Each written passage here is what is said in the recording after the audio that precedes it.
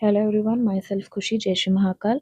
आप सभी लोगों का खुशी की दुनिया में स्वागत है। तो ये हमारा लेक्चर 3 है इंडियन पॉलिटी का।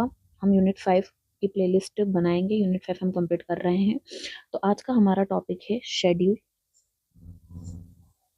Of Indian constitution. ठीक है, तो आज हम इंडियन कॉन्स्टिट्यूशन में कितने शेड्यूल है, कौन से शेड्यूल में क्या दिया हुआ है, ये पढ़ेंगे।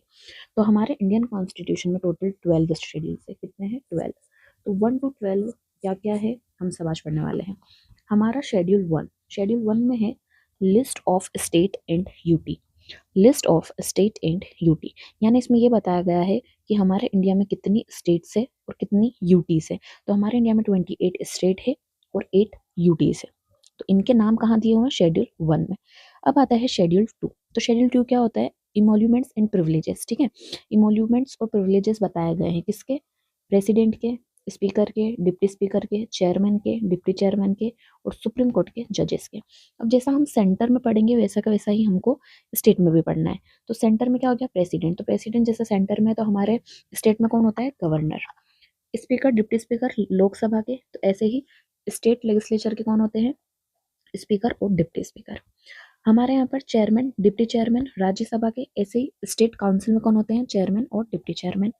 सुप्रीम कोर्ट के जजेस, तो यहाँ आ जाएगा हाई कोर्ट के जजेस। तो सेम चीजें हैं, सिर्फ सेंटर और स्टेट की हमको ध्यान रखनी है। तो अब सैलरी जो होती है इन लोगों की और इन लोगों की, सैलरी हो गया और सैलरी के साथ साथ उनके प्रिविलेजेस हो गए। अब किस तरह की प्रिविलेजेस?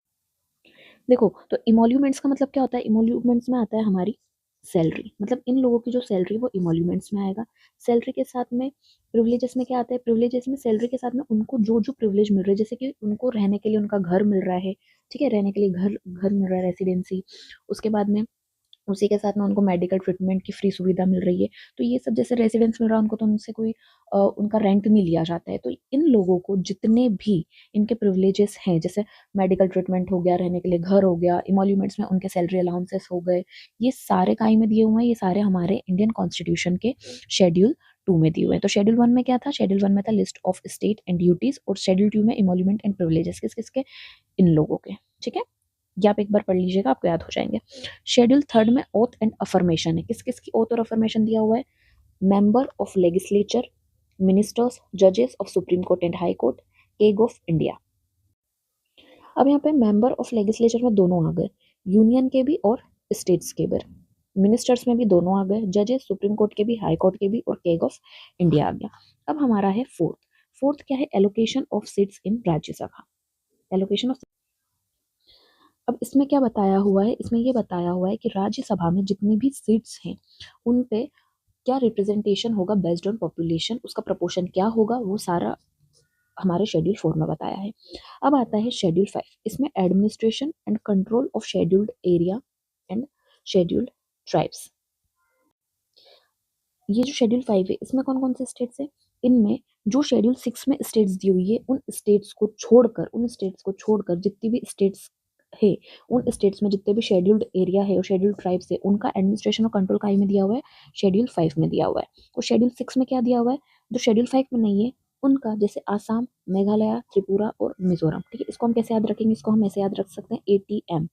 ठीक है, ATM। तो ATM में M को थोड़ा लंबा खींच दो, ATM तो म, ठीक है, तो डबल M कर लो। तो आसाम, त्रिपुरा, मेघालय और मिजोरम, तो इनका जो ट्राइबल एरियाज है, इन स्टेट्स में जो ट्राइबल एरियाज हैं उनका एडमिनिस्ट्रेशन शेड्यूल 6 में हुआ है। और इन 4 स्टेट्स को छोड़कर जितनी भी स्टेट्स है उनके जो शेड्यूल्ड एरिया है और उनकी जो शेड्यूल्ड ट्राइब है, उनका एडमिनिस्ट्रेशन और कंट्रोल काय में दिया हुआ है? शेड्यूल 5 में। अब आता है शेड्यूल नंबर 7। तो शेड्यूल नंबर 7 क्या दिया हुआ है?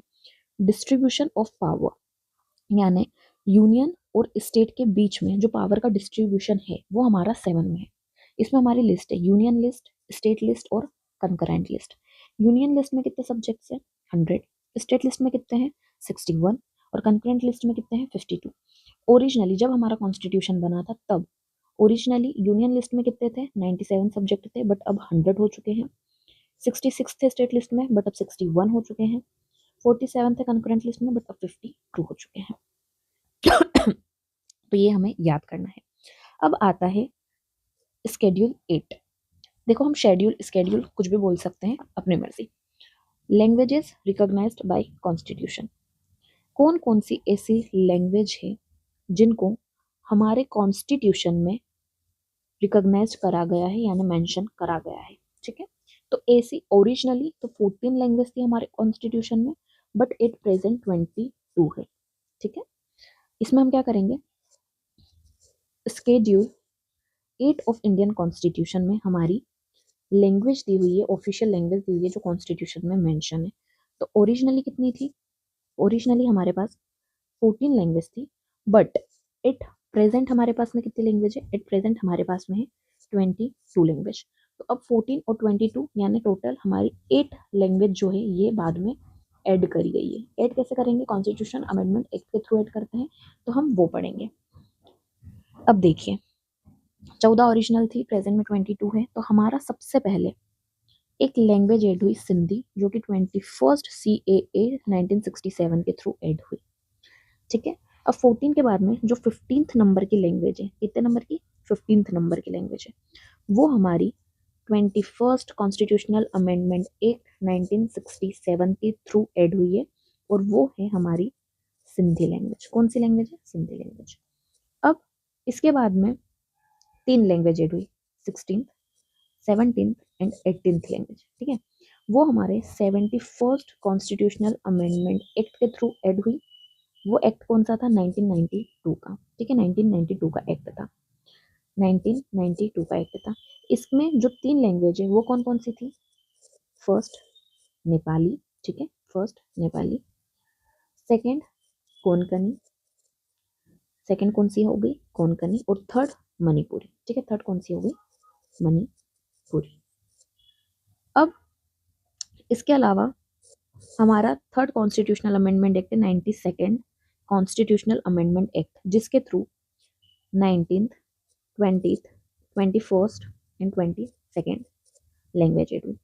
ठीक है, कौन सा अमेंडमेंट एक्ट है ये, 92nd अमेंडमेंट एक्ट 2003। इसमें कौन कौन सी लैंग्वेज थी, इसमें थी हमारी बोडो, डोगरी, डोगरी, मैथाली, कौन सी थी, मैथाली, मैथाली, मैथिली बोलते हैं इसे, और संथाली। ठीक है, मैथिली और संथाली। तो एक बार फिर हमारे शेड्यूल 8 में लैंग्वेजेस है, ओरिजिनली 14 लैंग्वेज थी। ठीक है, हमारे शेड्यूल 8 में लैंग्वेजेस थी, ऑफिशियली 14 लैंग्वेज थी, एट प्रेजेंट 22 लैंग्वेजेस हैं। 8 लैंग्वेज को इसमें ऐड करा गया है। 21st कॉन्स्टिट्यूशनल अमेंडमेंट एक्ट 1967 से सिंधी ऐड हुई। 71st कॉन्स्टिट्यूशनल अमेंडमेंट एक्ट 1992 से नेपाली, कोंकणी, मणिपुरी ऐड हुई, और 92nd कॉन्स्टिट्यूशनल अमेंडमेंट एक्ट 2003 से बोडो, डोगरी, मैथिली और संथाली ऐड हुई। अब आता है हमारा शेड्यूल 9। शेड्यूल 9 में है एक्ट्स एंड रेगुलेशंस। ठीक है, एक्ट्स एंड रेगुलेशंस। अब ये तो इसमें कुछ ऐसे एक्ट्स और रेगुलेशंस है, यानी कुछ ऐसे लॉज हैं जिनको हम जुडिशियल रिव्यू से दूर रखेंगे। ठीक है, तो वो हमारे 9 शेड्यूल में है। शेड्यूल 10 में है provisions relating to disqualification of members of parliament and state legislature on the ground of defection. अब इसको हम अच्छे से समझेंगे। तो 10th में यही है कि जो भी हमारे स्टेट लेजिस्लेचर है और हमारी पार्लियामेंट है, उनके मेंबर का क्या क्या डिस्क्वालिफिकेशन है वो है, और इसी के साथ इसमें एंटी डिफेक्शन लॉ भी ऐड करा गया था। क्या ऐड करा गया था, एंटी डिफेक्शन लॉ। कौन सा अमेंडमेंट के through, 52nd constitutional amendment act 1985 के थ्रू ऐड करा गया था। अब एंटी डिफेक्शन लॉ क्या होता है वो मैं आपको नहीं बताऊंगी, क्योंकि ये हमारी एक रिवीजन सीरीज की तरह है। इसमें मैं डीप में नहीं जाऊंगी, इसमें सिर्फ हमें वो चीज़ें याद करनी है, फैक्ट्स को याद करना है जो हमारी एग्जाम में आएंगे। तो ये आपको अगर नहीं पता हो कि एंटी डिफेक्शन लॉ क्या होता है, तो आप गूगल पे सर्च कर लीजिए, आपको पता चल जाएगा। अब आता है स्केड्यूल 11। स्केड्यूल 11 में क्या है, power, power, authority and responsibility of panchayat. ठीक है, स्केड्यूल 8 को, सॉरी स्केड्यूल 11 को ऐड करा गया था 73rd कॉन्स्टिट्यूशनल अमेंडमेंट एक्ट 1992 के तहत इस स्केड्यूल को ऐड करा गया था, और स्केड्यूल 12 को 74th कॉन्स्टिट्यूशनल अमेंडमेंट एक्ट 1992 के तहत ऐड करा गया था। इसमें हमारी पंचायत है, और इसमें हमारी म्यूनसिपालिटीज है, ठीक है। अब पंचायत में कितने मैटर्स होते हैं 29 और म्यूनसिपालिटीज में कितने मैटर्स होते हैं 18। ये भी इसमें स्केड्यूल में मेंशन करे हुए हैं। तो एक बार हम वापस से शुरू से लेकर आखिरी तक पढ़ लेते हैं क्या क्या है। तो स्केड्यूल 1 में हमने क्या पढ़ा, स्केड्यूल 1 में हमने स्टेट एंड यूटीज के लिस्ट पढ़ी। स्केड्यूल 2 में हमने इमोल्यूमेंट्स और प्रिविलेजेस पढ़े। किसके प्रिविलेजेस पढ़े हमने, president, speaker, deputy speaker, chairman, deputy chairman, जजेस, governor, speaker, deputy speaker, chairman, deputy chairman और जजेस ऑफ हाई कोर्ट, ठीक है। स्केड्यूल 3 में हमने ऑथ एंड अफर्मेशन पढ़ी। किसकी, मेंबर ऑफ लेजिस्लेचर, मिनिस्टर, जजेस, केक ऑफ इंडिया। स्केड्यूल 4 में हमने एलोकेशन ऑफ सीट्स पढ़ी। एलोकेशन ऑफ सीट्स किसकी, राज्यसभा की, ठीक है। फिर शेड्यूल 5 में हमने एडमिनिस्ट्रेशन एंड कंट्रोल पढ़ा। कहाँ का, शेड्यूल्ड एरिया का और ट्राइबल शेड्यूल ट्राइब का, शेड्यूल एरिया और शेड्यूल ट्राइब का। वो भी कौन कौन से स्टेट्स में, जो शेड्यूल 6 में स्टेट्स दी गई है 4 हमारी ATMM, जो ये 4 स्टेट्स दिए उनको छोड़ के जितने भी स्टेट्स के शेड्यूल्ड एरिया और शेड्यूल ट्राइब है उनका। इसमें कौन कौन सी स्टेट्स आ गई, इसमें आ गई हमारी आसाम, त्रिपुरा, मेघालय और मिजोरम, ठीक है। अब आता है हमारा शेड्यूल 7। शेड्यूल 7 में हमने डिस्ट्रीब्यूशन ऑफ पावर पढ़ा। डिस्ट्रीब्यूशन ऑफ पावर पढ़ा। डिस्ट्रीब्यूशन ऑफ पावर यानी यूनियन लिस्ट, स्टेट लिस्ट और कंकरेंट लिस्ट। यूनियन लिस्ट में हमारे 100 सब्जेक्ट्स हैं, ओरिजिनली 97 थे। स्टेट लिस्ट में 61 है, ओरिजिनली 66 थे। और कंकरेंट लिस्ट में 52 है, ओरिजिनली 47 थे। स्केड्यूल 8 में हमारी लैंग्वेज है, ओरिजिनली 14 लैंग्वेज थी बट करंट 22 लैंग्वेज है। अब इसमें 21st कॉन्स्टिट्यूशनल अमेंडमेंट एक्ट के थ्रू सिंधी को ऐड करा गया था।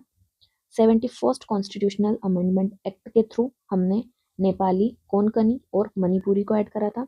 91st कॉन्स्टिट्यूशनल अमेंडमेंट एक्ट के थ्रू हमने बोडो, डोगरी, मैथिली और संथाली को ऐड करा था।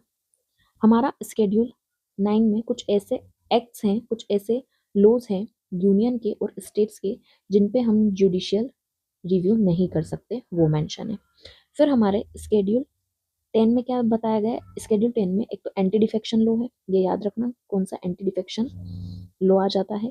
और इसी के साथ साथ डिस्क्वालिफिकेशन। डिस्क्वालिफिकेशन किसके, डिस्क्वालिफिकेशन हमारे एमपीज के, हमारे MLA के और MPs के डिस्क्वालिफिकेशन। 11th में आ जाता है हमारा स्केड्यूल 11 जो कि 73rd कॉन्स्टिट्यूशनल अमेंडमेंट एक्ट 1992 से ऐड करा था, जिसमें पंचायत है और पंचायत के कितने मैटर्स है 29, ठीक है। पंचायत के कितने मैटर्स है 29। और स्केड्यूल 12 में हमारा 74th कॉन्स्टिट्यूशनल अमेंडमेंट एक्ट 1992 के तहत ऐड करा गया था, जिसमें हमारी म्यूनसिपालिटीज हैं और इसके कितने मैटर्स है, इसके टोटल 18 मैटर्स हैं। तो अगर आपको ये वीडियो अच्छा लगा तो इसे लाइक करें, वीडियो को शेयर करें और मेरे चैनल को सब्सक्राइब करें। Thank you.